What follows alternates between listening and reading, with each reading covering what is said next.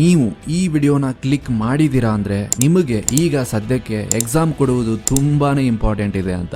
ಒಳ್ಳೆ ಮಾರ್ಕ್ಸಿಂದ ನೀವು ಪಾಸ್ ಆಗಬೇಕು ಅಂತ ನಿಮ್ಮಲ್ಲಿ ಇಚ್ಛೆ ಇದೆ. ನಿನ್ನ ಕೈಯಿಂದ ಆಗಲ್ಲ, ನೀನು ದಡ್ಡ, ನೀನು ವೇಸ್ಟು, ಹಾಗೆ ಹೀಗೆ ಅಂದವರಿಗೆಲ್ಲ ನೀವು ಏನಂತ ತೋರಿಸ್ಬೇಕು ಅನ್ಕೋತಿದ್ದೀರಾ.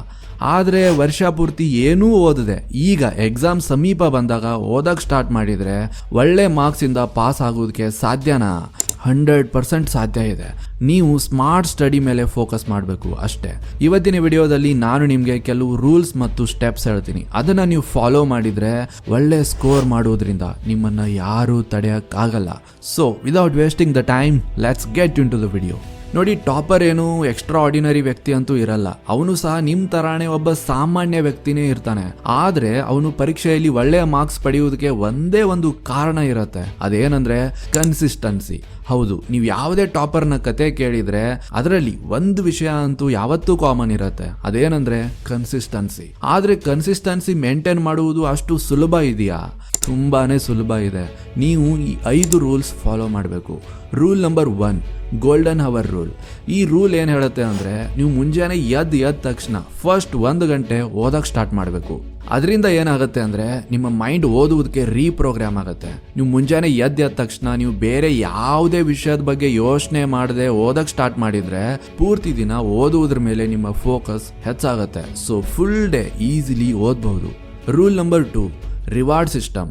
ಜಗತ್ತಿನ ಯಾವುದೇ ಫೀಲ್ಡ್ ತಗೊಳ್ಳಿ, ಆ ಫೀಲ್ಡಲ್ಲಿ ನಿಮಗೆ ಈ ರಿವಾರ್ಡ್ ಸಿಸ್ಟಮ್ ನೋಡೋದಕ್ಕೆ ಸಿಗತ್ತೆ. ಫಾರ್ ಎಕ್ಸಾಂಪಲ್, ಒಬ್ಬ ಎಂಪ್ಲಾಯಿ ಪ್ರತಿದಿನ 8 ಗಂಟೆ ಕೆಲಸ ಮಾಡಿದ್ರೇನೆ ಮಂತ್ ಎಂಡಲ್ಲಿ ರಿವಾರ್ಡ್ ಅಂತ ಅವನಿಗೆ ಒಂದು ಸಂಬಳ ಸಿಗತ್ತೆ. ಒಬ್ಬ ಬಿಸ್ನೆಸ್ ಮ್ಯಾನ್ ಒಳ್ಳೆ ಪ್ರಾಡಕ್ಟ್ಸ್ ರೆಡಿ ಮಾಡಿದ್ರೇನೆ ಅವನ ಬಿಸ್ನೆಸ್ ಗ್ರೋ ಆಗುತ್ತೆ.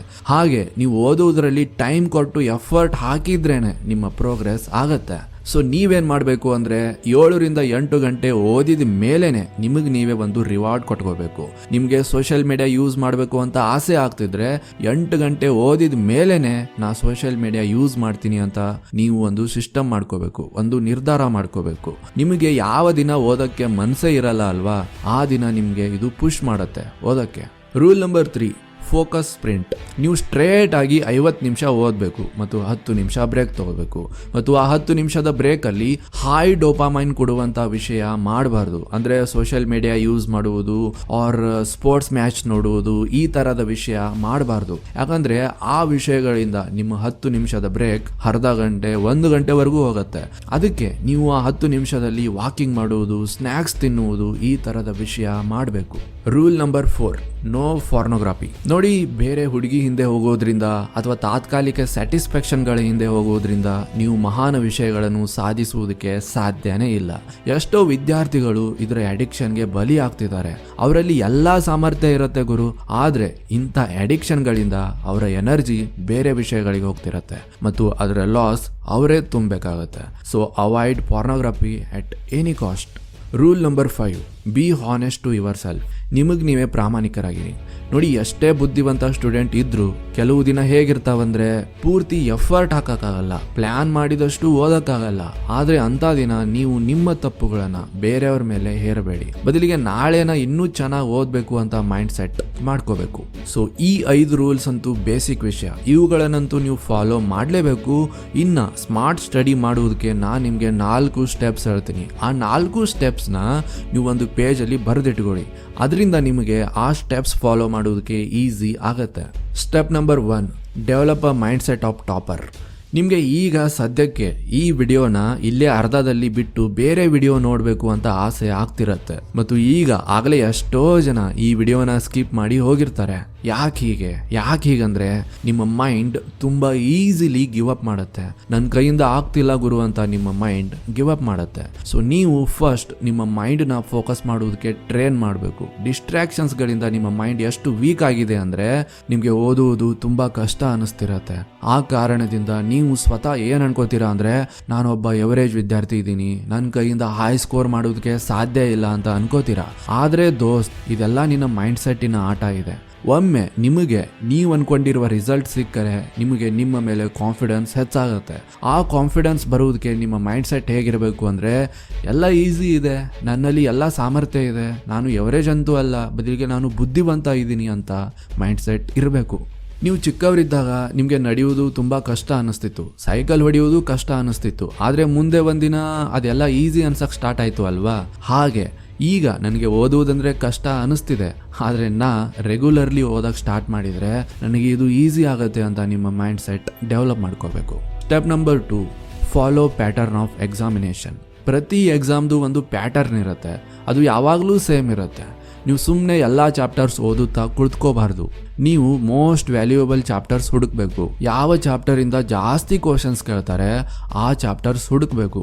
ಒಬ್ಬ ಎವರೇಜ್ ಸ್ಟೂಡೆಂಟ್ ಮತ್ತು ಟಾಪರ್ ಸ್ಟೂಡೆಂಟ್ ನಡುವೆ ಇದೇ ವ್ಯತ್ಯಾಸ ಇರುತ್ತೆ. ಎವರೇಜ್ ವಿದ್ಯಾರ್ಥಿ ಸುಮ್ಮನೆ ಹೆಂಗೆ ಬೇಕು ಹಾಗೆ ಓದ್ತಿರ್ತಾನೆ, ಆದರೆ ಟಾಪರ್ ರಿಸರ್ಚ್ ಮಾಡ್ತಾನೆ ಎಕ್ಸಾಮ್ ಡೀಟೇಲ್ಸ್ ಬಗ್ಗೆ ಮತ್ತು ಸಿಲೆಬಸ್ ಬಗ್ಗೆ, ಮತ್ತು ಕ್ವಶನ್ ಪೇಪರ್ ಪ್ಯಾಟರ್ನ್ ಯಾವ ಥರ ಇರುತ್ತೆ ಅದೇ ಥರ ಓದುವ ಪ್ಲಾನಿಂಗ್ ಮಾಡ್ತಾನೆ. ಅಂದರೆ ಬೇಸಿಕಲಿ ಅವನು ಹಾರ್ಡ್ ವರ್ಕ್ ಅಲ್ಲ, ಸ್ಮಾರ್ಟ್ ವರ್ಕ್ ಮಾಡ್ತಿರ್ತಾನೆ. ಅದಕ್ಕೆ ಓದುವ ಮುಂಚೆ ಸ್ವಲ್ಪ ಟೈಮ್ ಕೊಟ್ಟು ಹೇಗೆ ಓದಬೇಕು ಅಂತ ಅಬ್ಸರ್ವ್ ಮಾಡಿ. ಅಂದರೆ ಎಕ್ಸಾಮ್ ಪ್ಯಾಟರ್ನ್ ಹೇಗಿದೆ, ಯಾವ ಚಾಪ್ಟರಿಂದ ಜಾಸ್ತಿ ಕ್ವಶನ್ಸ್ ಕೇಳ್ತಾರೆ, ಯಾವ ಕ್ವಶನ್ ರಿಪೀಟೆಡ್ಲಿ ಪ್ರತಿ ವರ್ಷ ಕೇಳ್ತಾರೆ, ಇದನ್ನೆಲ್ಲ ನೀವು ಅಬ್ಸರ್ವ್ ಮಾಡಿ ಓದೋಕೆ ಕುಳಿತರೆ ನಿಮ್ಮ ಎಷ್ಟೋ ಸಮಯನೂ ಉಳಿಯುತ್ತೆ ಮತ್ತು ನಿಮ್ಮ ಸ್ಮಾರ್ಟ್ ಸ್ಟಡಿ ಕೂಡ ಆಗುತ್ತೆ. Avoid overload information. ನೀವು ಬೇರೆ ಬೇರೆ ಮೆಥಡ್ಸ್ಗಳ ಹಿಂದೆ ಓಡಬಾರ್ದು, ಒಂದೇ ಮೆಥಡ್ ಮೇಲೆ ಕಮಿಟೆಡ್ ಆಗಿರಬೇಕು. ಆನ್ಲೈನ್ ಯೂಟ್ಯೂಬಲ್ಲಿ ಅಥವಾ ಆಫ್ಲೈನಲ್ಲಿ ಬೇರೆ ಬೇರೆ ಟೀಚರ್ಸ್ ಹೇಳುವ ಪಾಠ, ಬೇರೆ ಬೇರೆ ನೋಟ್ಸ್ ನಮಗೆ ಇಂಪಾರ್ಟೆಂಟ್ ಅನಿಸುತ್ತೆ, ಆದರೆ ನೀವು ಎಲ್ಲ ಫಾಲೋ ಮಾಡಿದರೆ ನಿಮ್ಮಲ್ಲಿ ಕನ್ಫ್ಯೂಷನ್ಸ್ ಜಾಸ್ತಿ ಹುಟ್ಕೋತವೆ. ನೋಡಿ, ಎಕ್ಸಾಮಲ್ಲಿ ಒಂದು ಕ್ವಶನ್ಗೆ ನೀವು ಒಂದೇ ಉತ್ತರ ಬರೆಯೋದಿರುತ್ತೆ, ಬದಲಿಗೆ ಒಂದು ಕ್ವಶನ್ಗೆ 10 ಬೇರೆ ಬೇರೆ ಉತ್ತರ ಬರೆಯೋದಿರಲ್ಲ. ಅದಕ್ಕೆ ಒಂದೇ ಮೆಥಡ್ ಫಾಲೋ ಮಾಡಿ, ಒಂದೇ ಟೀಚರ್ನ ಫಾಲೋ ಮಾಡಿ, ಒಂದೇ ಬುಕ್ ಓದಿ. ಹೀಗೆ ಮಾಡೋದ್ರಿಂದ ನಿಮ್ಮ ಸ್ಕೋರ್ ಖಂಡಿತ ಬೂಸ್ಟ್ ಆಗುತ್ತೆ. Step number 4, understand your self first. ಈಗ ಅನ್ಕೊಳ್ಳಿ, ನೀವು ಒಂದು ದಿನ 10 ರೊಟ್ಟಿ ತಿಂತೀರಾ, ಇನ್ನೊಂದು ದಿನ 2 ರೊಟ್ಟಿ ತಿಂತೀರಾ, ಮತ್ತೊಂದು ದಿನ ನೀವೇನು ತಿನ್ನೋದೇ ಇಲ್ಲ. ಹೀಗೆ ಮಾಡಿದಾಗ ನೀವು ಒಂದು ದಿನ ಹಾಸ್ಪಿಟಲ್ಗೆ ಹೋಗಲೇಬೇಕಾಗತ್ತೆ. ಹಾಗೆ ಕೆಲವು ವಿದ್ಯಾರ್ಥಿಗಳು ಏನು ಮಾಡ್ತಾರಂದ್ರೆ ವರ್ಷ ಪೂರ್ತಿ ಏನೂ ಓದಲ್ಲ, ಎಕ್ಸಾಮ್ ಸಮೀಪ ಬಂದಾಗ ಒಂದೇ ದಿನದಲ್ಲಿ 10 ಗಂಟೆ ಓದಕ್ಕೆ ಸ್ಟಾರ್ಟ್ ಮಾಡ್ತಾರೆ, ಮತ್ತೊಂದು ದಿನ ಮತ್ತೆ 2 ಗಂಟೆ ಓದ್ತಾರೆ, ಇನ್ನೊಂದು ದಿನ ಏನು ಓದೋದೇ ಇಲ್ಲ, ಮತ್ತು ಒಂದೇ ದಿನದಲ್ಲಿ ಪೂರ್ತಿ ಸಿಲೆಬಸ್ ಕವರ್ ಮಾಡುವ ಪ್ರಯತ್ನನೂ ಮಾಡ್ತಾರೆ. ಆದರೆ ಇದು ಒಂದೇ ದಿನದಲ್ಲಿ 10 ರೊಟ್ಟಿ ತಿಂದಂಗೆ ಆಗುತ್ತೆ, ಅದರಿಂದ ನಿಮಗೆ ಲಾಸ್ ಆಗುತ್ತೆ. ಅದಕ್ಕೆ ನೀವು ಪ್ರತಿ ದಿನ ಚೆಕ್ ಮಾಡಿ ನೀವೆಷ್ಟು ಓದ್ತಾ ಇದ್ದೀರಾ ಅಂತ. ಸಪೋಸ್ ನೀವು ಡೈಲಿ 2 ಗಂಟೆ ಓದ್ತಿದ್ರೆ ನಿಮ್ಮ ಗೋಲ್ 3 ಗಂಟೆ ಓದುವುದಿರಬೇಕು, ಮತ್ತು ಸ್ವಲ್ಪ ದಿನಗಳ ನಂತರ 4 ಗಂಟೆ, ಮತ್ತೆ 5 ಗಂಟೆ, ಹೀಗೆ ಸ್ವಲ್ಪ ಸ್ವಲ್ಪ ಇನ್ಕ್ರೀಸ್ ಮಾಡ್ತಾ ಹೋಗ್ಬೇಕು. ಬೇಸಿಕಲಿ ನಿಮ್ಮ ಸ್ಟಡಿ ರೂಟೀನ್ ಯಾವ ತರ ಇರಬೇಕು ಅಂದ್ರೆ, ಇವತ್ತು 3 ಗಂಟೆ ಓದಿದ್ರೆ ನಾಳೆನೂ 3 ಗಂಟೆನೇ ಓದಬೇಕು, ಅದರ ಮುಂದಿನ ದಿನಾನೂ 3 ಗಂಟೆನೇ ಓದಬೇಕು, ಆಮೇಲೆ ಅದರ ಮುಂದಿನ ದಿನ 3.5 ಗಂಟೆ ಓದಬೇಕು, ಮತ್ತೆ ಮುಂದಿನ ದಿನ 3.5 ಗಂಟೆ. ಹೀಗೆ ಮಾಡಿ ಪ್ರತಿದಿನ ಕನ್ಸಿಸ್ಟೆಂಟ್ಲಿ ಓದುವ ಪ್ರಯತ್ನ ಮಾಡಬೇಕು. ಒಮ್ಮೆ ಕನ್ಸಿಸ್ಟೆನ್ಸಿ ಬಂದ್ರೆ ಓದುವ ಟೈಮ್ ಹೆಚ್ಚಿಗೆ ಮಾಡುತ್ತಾ ಹೋಗಬೇಕು. ಟಾಪರ್ಸ್ ಜಾಸ್ತಿ ಓದಲ್ಲ, ಬಟ್ ಅವರು ಪ್ರತಿದಿನ ಕನ್ಸಿಸ್ಟೆಂಟ್ಲಿ ಓದ್ತಾರೆ. ಈ ವಿಡಿಯೋದಲ್ಲಿ ಹೇಳಿರುವ ರೂಲ್ಸ್ ಮತ್ತು ಸ್ಟೆಪ್ಸ್ ನೀವು ಫಾಲೋ ಮಾಡಿದ್ರೆ ನಿಮ್ಮ ಮೈಂಡ್ ಕೂಡ ಶಾರ್ಪ್ ಆಗುತ್ತೆ ಮತ್ತು ನಿಮಗೆ ಗೊತ್ತೂ ಆಗಲ್ಲ ನೀವು ಟಾಪರ್ ಯಾವಾಗ ಆದ್ರಿ ಅಂತ. ಹಾಗಿದ್ರೆ ಸ್ನೇಹಿತರೆ, ವಿಡಿಯೋ ಇಷ್ಟ ಆಗಿದ್ರೆ ಲೈಕ್ ಮಾಡುವುದನ್ನು ಮರೆಯಬೇಡಿ, ಮತ್ತು ನೀವು ಯಾವ ಪರೀಕ್ಷೆಯ ತಯಾರಿ ಮಾಡ್ತಿದ್ದೀರಾ ಅಂತ ಕಮೆಂಟ್ ಮಾಡಿ ಖಂಡಿತ ಹೇಳಿ, ಮತ್ತು ಇದೇ ತರ ಇಂಟ್ರೆಸ್ಟಿಂಗ್ ವಿಡಿಯೋಸ್ಗೋಸ್ಕರ ನಮ್ಮ ಚಾನೆಲ್ನ ತಪ್ಪದೇ ಸಬ್ಸ್ಕ್ರೈಬ್ ಮಾಡ್ಕೊಳ್ಳಿ. ಮತ್ತು ನಮ್ಮನ್ನ ಇನ್ಸ್ಟಾಗ್ರಾಮ್ದಲ್ಲಿ ಕೂಡ ನೀವು ಫಾಲೋ ಮಾಡಬಹುದು, link is in the description. And finally, thanks for watching.